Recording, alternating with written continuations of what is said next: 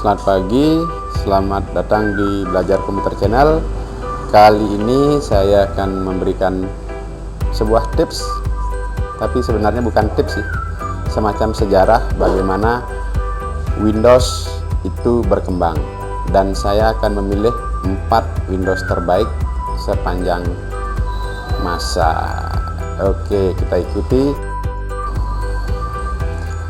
Oke, ini adalah salah satu Windows terbaik, yaitu Windows 98. How to install. Nah, ini adalah proses instalasi Windows 98. Di zamannya Windows 98 ini adalah Windows yang paling bandel atau paling support ya terhadap hampir semua aplikasi yang ada pada zaman itu. Oke, inilah prosesnya. Isinya di dalamnya seperti apa. Oke, sekarang kita masuk ke Windows berikutnya adalah Windows XP. Windows XP juga merupakan Windows terbaik karena sebelum Windows XP dari 98 itu ada beberapa Windows tapi kebanyakan bug. Ini proses instalasi Windows XP. Oke, kita ikuti. Windows XP ini pertama kali dia ditampilkan di Pentium 4 kalau untuk Pentium ya. Kalau AMD juga ada AMD yang terbaru pada saat itu tampilkan Windows XP. Itu fitur-fitur merupakan revolusioner besar ya dari Windows 98 maksud saya. Sudah menggunakan 3D dia gambar-gambarnya, dan dia begitu support. Bahkan kalau tidak salah sampai era 2017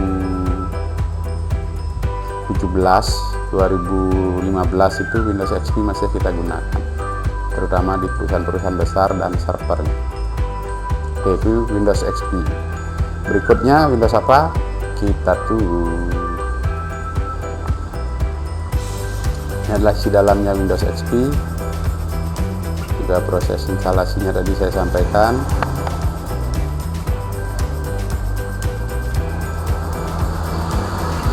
Bahkan sampai sekarang ini masih ada juga beberapa PC yang menggunakan Windows XP.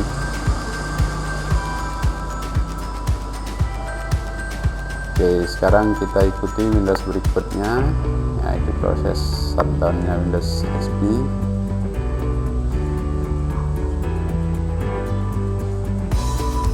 Oke, berikutnya adalah Windows 7.